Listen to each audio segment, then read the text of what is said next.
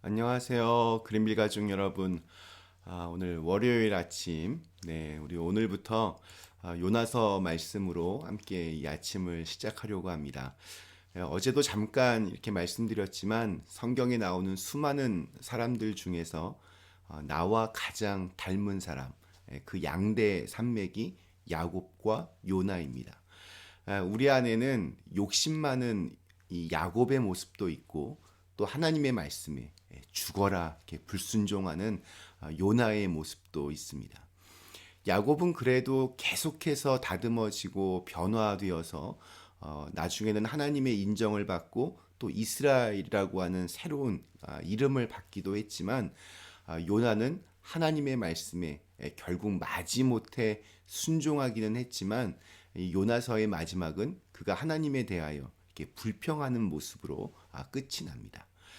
하나님을 믿고 하나님의 일을 하고 때로는 하나님의 말씀에 순종하기도 하지만 여전히 내 생각이 앞서고 내 감정과 판단이 중요한 우리의 연약한 모습이 요나에게서 아주 또렷하게 보여집니다.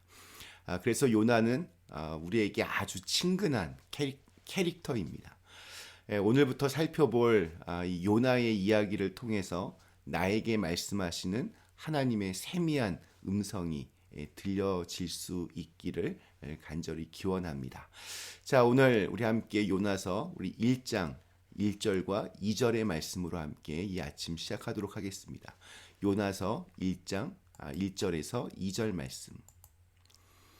여호와의 말씀이 아미떼의 아들 요나에게 임하니라. 이르시되 너는 일어나 저 큰 성읍 니느웨로 가서 그곳을 향하여 외치라. 그 악독이 내 앞에 상달되었음이니라 하시니라. 아멘. 네, 우리는 이 성경을 하나님의 말씀이라고 믿습니다. 그래서인지 간혹 어떤 분들은 성경책을 무슨 이렇게 신주단지 모시듯 그렇게 아주 깨끗하고 정결하게 유지하는 것에 굉장히 관심을 두곤 합니다.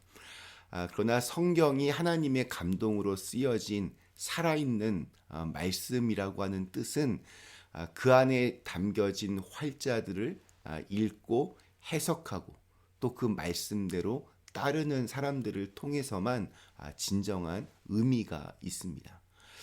우리 설교도 그렇습니다. 모든 설교가 성경, 하나님의 말씀을 어떻게 이해해야 하는지를 알려주는 과정이고 또 그 말씀들을 어떻게 우리의 삶 속에서 적용해야 하는지를 고민하도록 그렇게 만들어 줍니다. 개신교회에서는 특별히 설교를 예배의 아주 백미라고 하는데 그만큼 중요하게 여깁니다. 그런데 설교가 중요한 이유는 이게 목사가 하기 때문에 뭐 목사의 권위 때문에 그런 것이 아닙니다.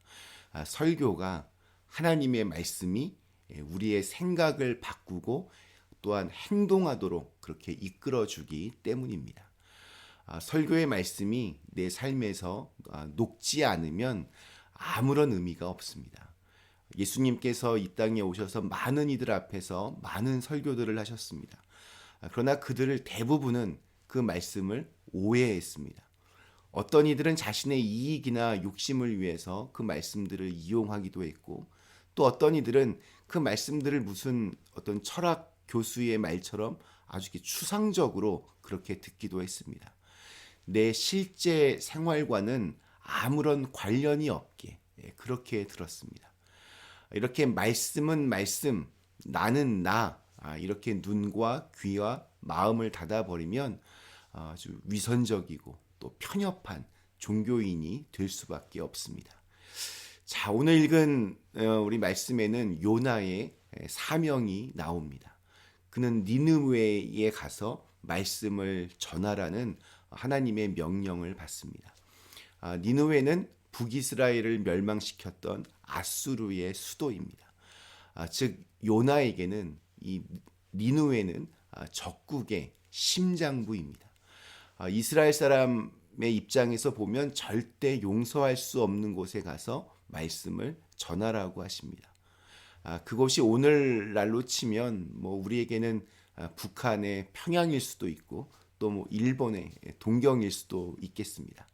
자, 아무튼 요나가 해야 할 설교는 니느웨를 향한 하나님의 마지막 경고였습니다. 그 성이 멸망할 것이다. 이렇게 외쳐야 했습니다.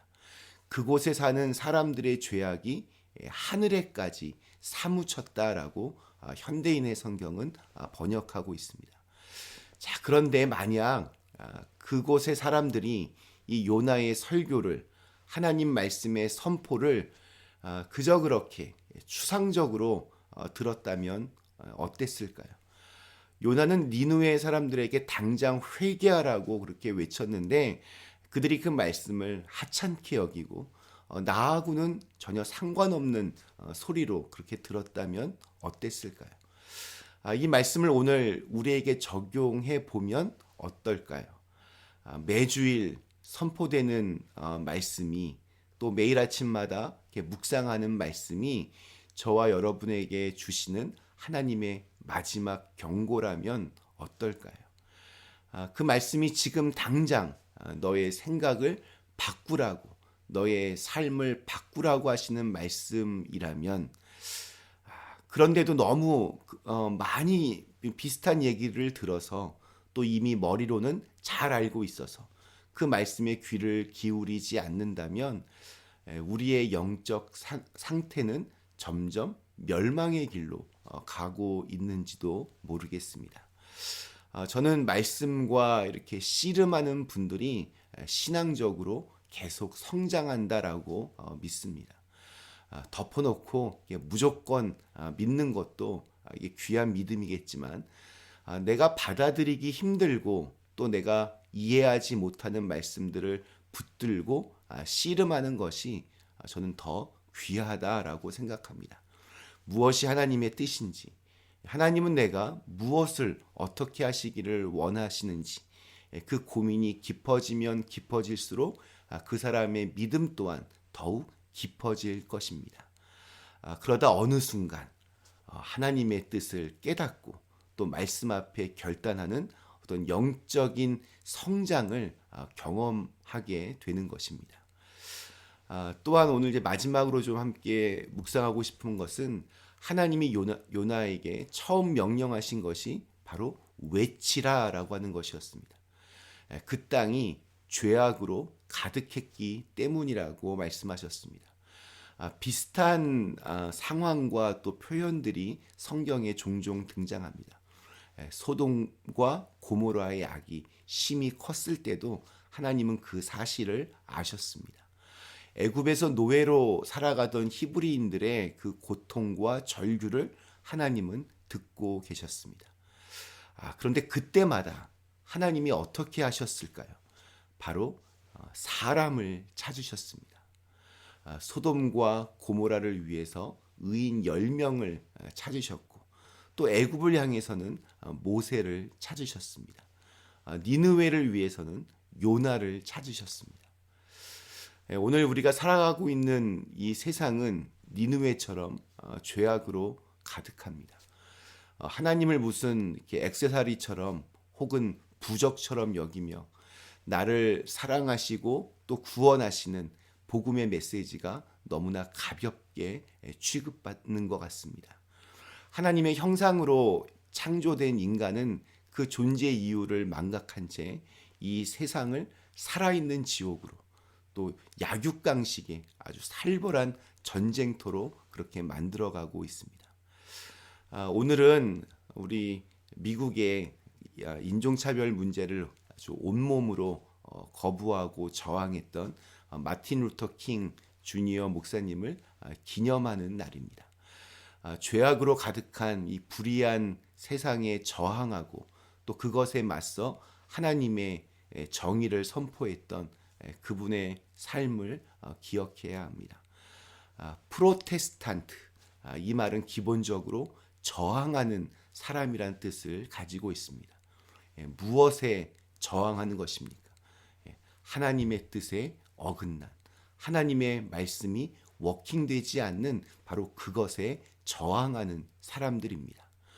하나님의 뜻이 이 땅에 이루어질 수 있도록 우리의 삶의 자리에서 하나님의 마음을 담대하게 외치고 또 선포할 수 있는 또 그것을 위해서 기도할 수 있는 오늘 하루가 되실 수 있기를 간절히 기원합니다.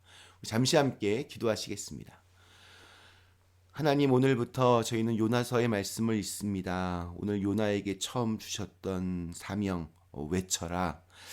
저희들도 우리의 삶의 자리에서 하나님의 뜻에 어긋난 이 불의한 세상 앞에서 외쳐야 될 것을 외칠 수 있는 용기를 주시고 또한 하나님의 뜻이 온전히 이 땅에 이루어질 수 있도록 언제나 기도하면서 늘 말씀 앞에 신실한 순종의 사람들 될 수 있도록 인도해 주시옵소서.